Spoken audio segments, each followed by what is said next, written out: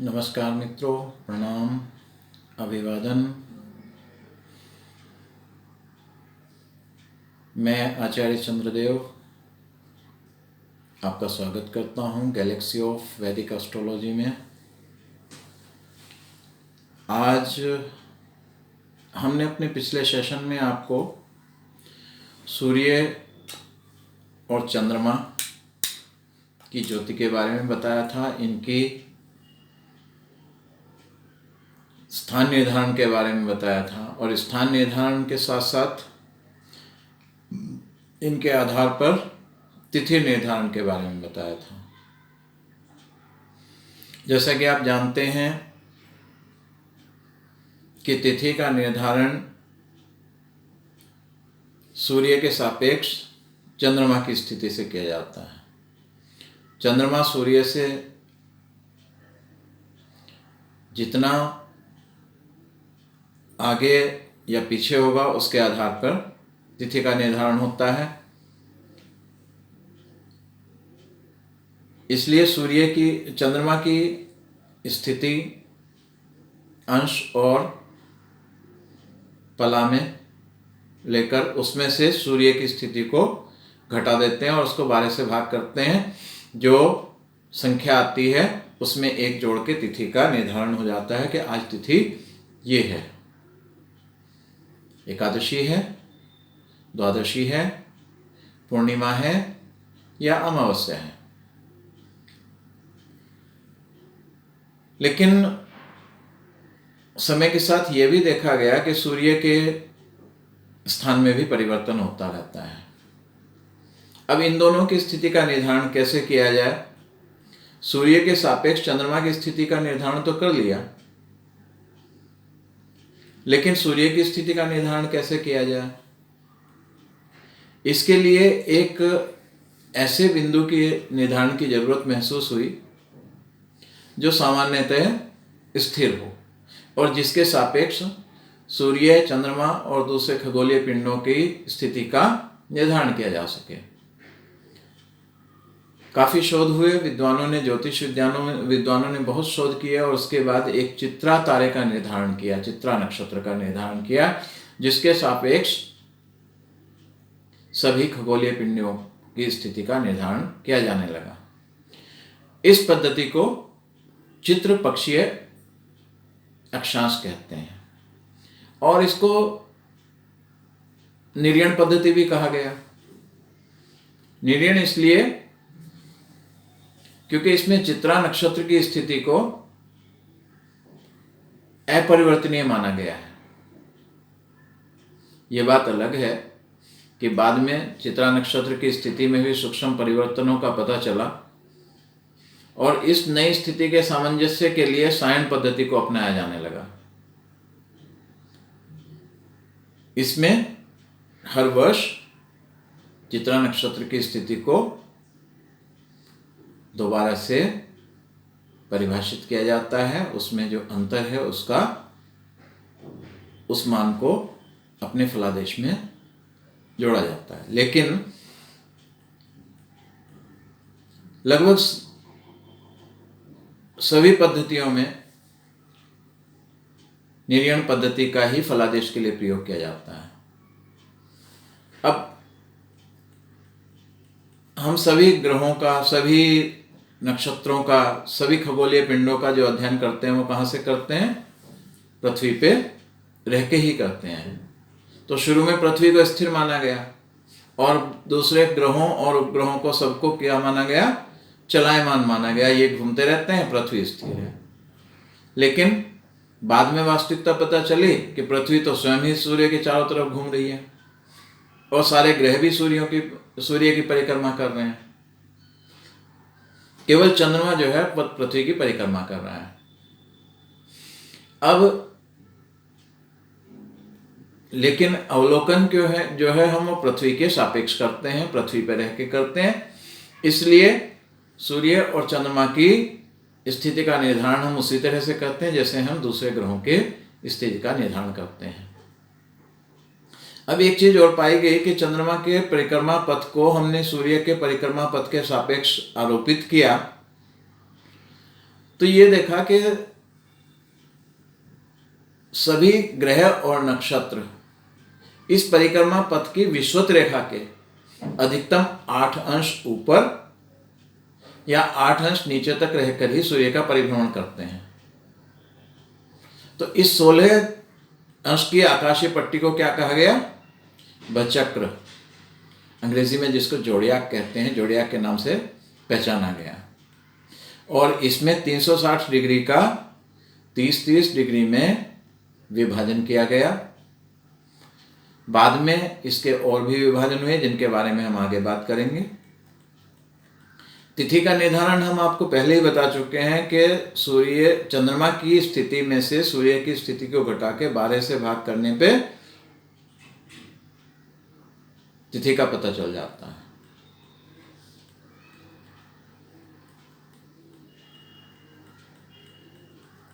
अब पंचांग का पहला अंग बताया था हमने आपको, तिथि। अब इस तिथि में भी ये पाया गया कि सूर्य से जब चंद्रमा आगे होता है, सूर्य से दूर जा रहा होता है, तो उस वक्त चंद्रमा की आभा बढ़ती जाती है, चंद्रमा का आकार भी बढ़ता जाता है। और इस समय को क्या क्या कहा गया? शुक्ल पक्ष कहा गया। ये 15 दिन शुक्ल पक्ष। और जब चंद्रमा का अंतर सूर्य की स्थिति से कम होने लगा, यानी चंद्रमा 180 डिग्री से सूर्य की तरफ बढ़ने लगा, तो उसको कृष्ण पक्ष कहा गया। जब चंद्रमा सूर्य से पूरे 180 डिग्री पर होता है तो उस वक्त पूर्णिमा कहलाती है। और जब सूर्य और चंद्रमा एक ही अंशों पे होते हैं तब अमावस्या कहलाती है। तो कृष्ण पक्ष और शुक्ल पक्ष, इसको मिला के एक मास माना गया, क्योंकि इसके बाद में यही स्थिति बार बार बदलती रहती है, यही स्थिति बार बार दोहराती रहती है। अब ये तो था तिथि का निर्धारण, पक्ष और मास का निर्धारण। पंचांग का दूसरा अंग है वार, जिसको अंग्रेजी में डे ऑफ द वीक भी कहा जाता है, डे ऑफ वीक। इसका निर्धारण कैसे किया जाता है, इसके लिए जानने की जरूरत है सबसे पहले पृथ्वी के घूमने की गति। पृथ्वी अपने अक्ष पर लगभग 23 घंटे 56 मिनट में एक बार पूरी घूम जाती है, और इसी अवधि को दिवस, दिन, इसकी संज्ञा दी जाती है।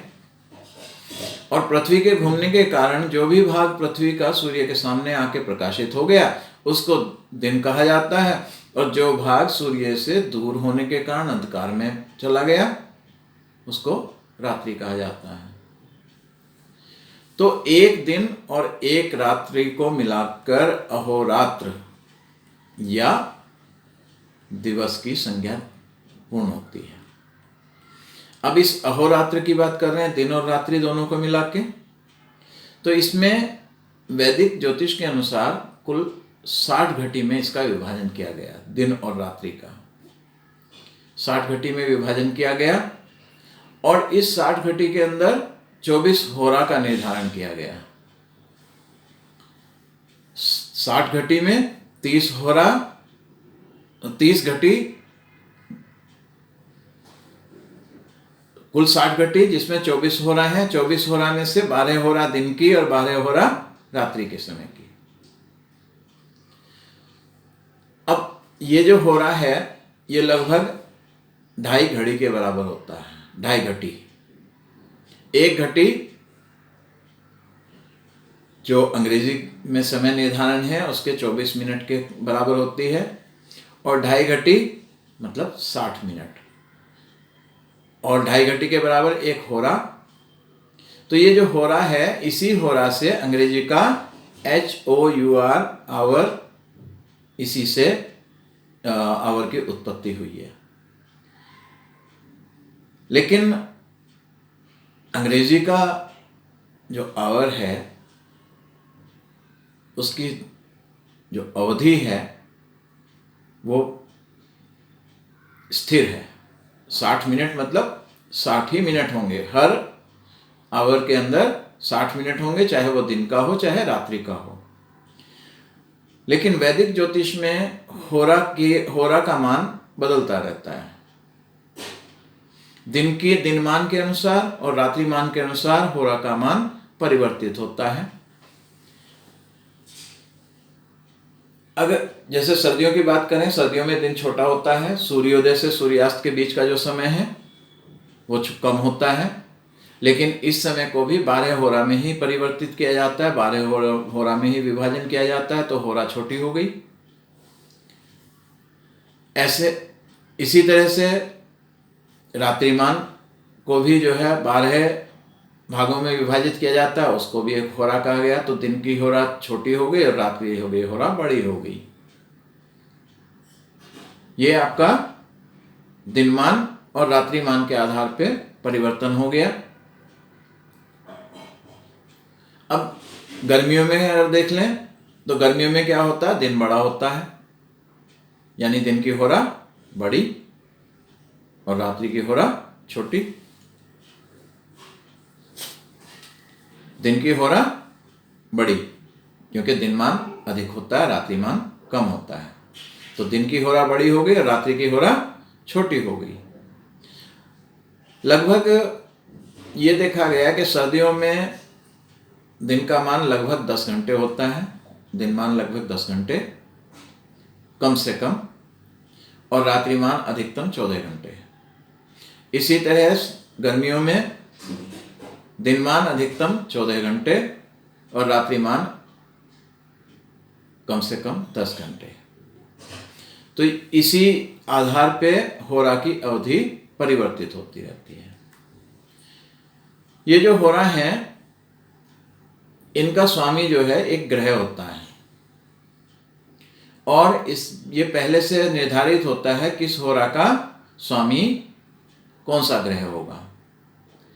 अब इनका निर्धारण है क्या, 7 ग्रहों में से ही किया जाता है, जो कि वास्तविक रूप से खगोलीय पिंड हैं। जैसे सूर्य को हम पृथ्वी से अवलोकन के कारण ग्रह मानते हैं, तो सूर्य भी ग्रह है। सूर्य, चंद्रमा, मंगल, बुध, बृहस्पति, शुक्र, शनि, ये 7 ग्रह हैं। इन 7 ग्रहों में से कोई भी होरा का स्वामी हो सकता है। सूर्योदय के समय जिस ग्रह की पहली होरा होगी उसी के आधार पे उस दिन के वार का नाम रखा जाता है। जैसे आज रविवार है तो रविवार को पहली होरा किसकी, रविवार को पहली होरा होगी सूर्य की। अब इनका निर्धारण कैसे किया गया, क्रम कैसे निर्धारित किया गया, इसमें ध्यान दीजिए। बड़ा वैज्ञानिक निर्धारण है कि सूर्य से दूरी के आधार पे इनकी होरा का निर्धारण किया गया। क्रम क्या है, सबसे दूर कौन सा ग्रह है, शनि, तो शनि की होरा। उसके बाद कौन है, बृहस्पति, शनि से कम दूर है तो अगली होरा बृहस्पति की है, गुरु ग्रह की है। तीसरी होरा मंगल की होगी और चौथी होरा पृथ्वी की होनी चाहिए, लेकिन पृथ्वी पे तो रह के हम अवलोकन कर रहे हैं, इसलिए चौथी होरा किसकी है, वो पृथ्वी की ना होकर सूर्य की मानी गई। पांचवी होरा शुक्र की, छठी बुध की, और 7वीं होरा जो सबसे निकट है वो कौन, चंद्रमा, तो 7वीं होरा चंद्रमा की। अब अगर हम रविवार की होरा की बात करें तो पहली होरा जो होगी सूर्योदय के समय वो रवि की होगी, यानी सूर्य की होगी। दूसरी होरा किसकी होगी, शुक्र की। तीसरी होरा बुध की, चौथी चंद्रमा की, 5वीं शनि की, उसी क्रम में वापस आ गए ना, 5वीं शनि की, छठी बृहस्पति, सातवां मंगल, आठवां सूर्य, नौवां शुक्र, 10 बुध, 11 चंद्र, 12 शनि, 13 बृहस्पति, 14 मंगल, 15 सूर्य, 16 शुक्र, 17 बुध, 18 चंद्रमा, 19 शनि, 20 बृहस्पति, 21 मंगल, 22 सूर्य, 23 शुक्र, 24 बुध। अब देखिए 24 होरा आज की रविवार की पूरी हो गई और 25वीं होरा किसकी आ रही है? बुध के बाद चंद्रमा की। तो कल सूर्योदय के समय जो पहली होरा होगी वो किसकी होगी? चंद्रमा की होगी। और चंद्रमा के आधार पे कल का दिन होगा सोमवार, चंद्रवार। ठीक है, इसी तरह से निर्धारण करते चलेंगे तो आखिरी होरा किसकी होगी? कल की आखिरी होरा बृहस्पति की होगी और परसों को पहली होरा जो सूर्योदय के पास समय आएगी वो होगी मंगल की, इसीलिए परसों को रहेगा मंगलवार। तो ये दिन के निर्धारण का है। 7 दिन निर्धारित हुए रविवार रवि की होरा से, सोमवार चंद्रमा की होरा से, मंगलवार या भोमवार, बुधवार, बृहस्पतिवार जिसको गुरुवार भी कहते हैं, शुक्रवार और शनिवार। इसी तरह दिन और रात के पहर निर्धारित होते हैं, 4 पहर दिन के और 4 पहर रात्रि के। तो कुल मिला के कितने हो गए? 8 पहर हो गए। 8 पहर के अंदर 60 घटी 24 घंटे, ठीक है, 24 होरा। तो कितनी होरा हो गई एक पहर के अंदर? 3 होरा। एक पहर की 3 होरा, 4 पहर की 12 होरा और 8 पहर की यानी दिन और रात्रि की कुल 24 होरा। तो इस प्रकार ये वार का निर्धारण है। वापस हम सूर्य की गति पे आते हैं।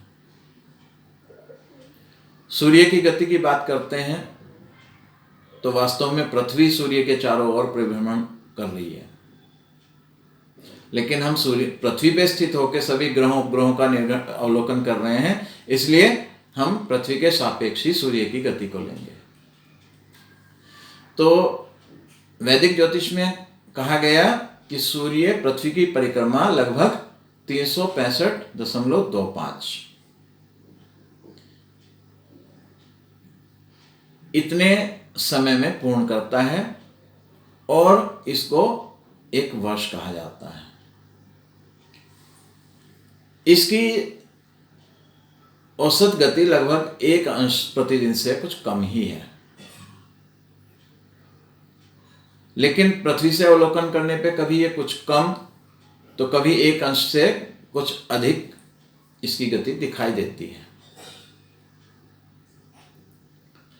अब ग्रेगोरियन कैलेंडर के काफी संशोधन के बाद में ये देखा गया है कि सूर्य हर वर्ष 14 अप्रैल को चित्रा नक्षत्र के प्रथम बिंदु से होकर गुजरता है।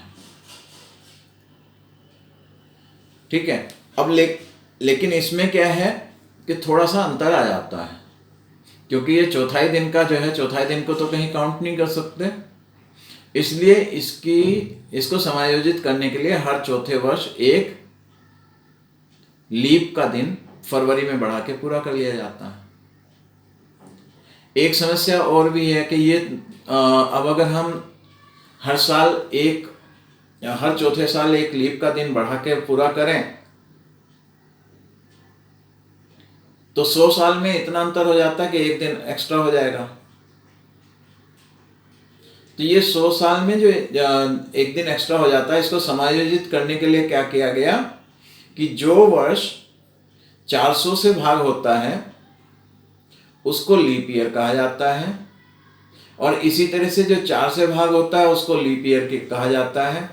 लेकिन जो वर्ष 400 से भाग नहीं होता लेकिन 100 से भाग होता है, जैसे सन 1800, सन 1900, सन 2100, तो इनमें लीप ईयर नहीं होगा, लीप डे नहीं होगा। तो ये तो रही सूर्य की परिक्रमा, सूर्य का परिभ्रमण काल, इसको सौर वर्ष भी कहते हैं। इसी तरह से चंद्रमा जो है पृथ्वी के का एक परिभ्रमण 1 मास में करता है और पृथ्वी के 12 परिभ्रमण, 12 रेवोल्यूशन पृथ्वी के चंद्रमा 1 वर्ष में पूरे करता है। अब जिस वर्ष को जितने समय में ये 12 परिभ्रमण पूरे करता है वो गति 365 दिन नहीं है, वो काफ़ी कम है। चंद्रमा की जो गति है वो कम होने के कारण 12 चंद्रमास लगभग 354.37 100 दिनों में ही पूरे हो जाते हैं। और इस तरह से ये जो है अवधि सौर वर्ष के से करीब 11 सौर दिवस कम है। अब इसका कैसे निर्धारण करें, क्या करें इसका 11 दिनों का? तो इसके लिए क्या किया गया, इसको समायोजित करने के लिए हर तीसरे चंद्र वर्ष में 1 चंद्रमास पड़ जाता है। और ये इस चंद्रमास में कोई भी सूर्य संक्रांति नहीं होती। संक्रांति के बारे में हम आपको बाद में बताएंगे, फिलहाल आप समझ लीजिए कि इस चंद्रमास में सूर्य कोई राशि परिवर्तन नहीं करता। उस मास को पुरुषोत्तम मास भी कहा जाता है, मल मास भी कहा जाता है और कालगणना की विधि में उसको अधिक मास कहा जाता है। अब यहां सूर्य संक्रांति की बात कर रहे थे हम, सूर्य संक्रांति को भी समझ लीजिए।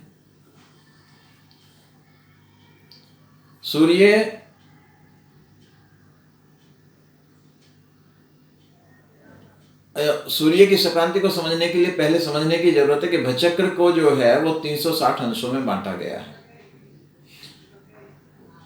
और 360 अंशों को भी 12 भागों में बांट दिया गया है और इन 12 भागों को कहा गया राशियां। 12 भाग भचक्र के राशियां कही गई और एक एक राशि 30-30 अंश की है। इनका नामकरण क्या किया गया? मेष राशि 0 से 30 डिग्री तक, वृषभ राशि या वृष राशि 30 से 60 डिग्री तक, मिथुन राशि 60 से 90 डिग्री तक, 90 से 120 डिग्री तक कर्क, 120 से 150 तक सिंह, 150 से 180 डिग्री तक कन्या, 180 से 210 तक तुला, 210 से 240 वृश्चिक, 240 से 270 तक धनु राशि, फिर मकर राशि, फिर कुंभ राशि और मीन राशि। तो ये सूर्य और चंद्रमा और बाकी सभी ग्रह भी इसी तरह से इन्हीं 12 राशियों में क्रमानुसार भ्रमण करते रहते हैं। प्रत्येक राशि में जब सूर्य प्रवेश करता है तो उसको क्या कहते हैं? संक्रांति कहते हैं। मेष राशि में जब सूर्य प्रवेश करता है तो उसको मेष संक्रांति कहा जाता है।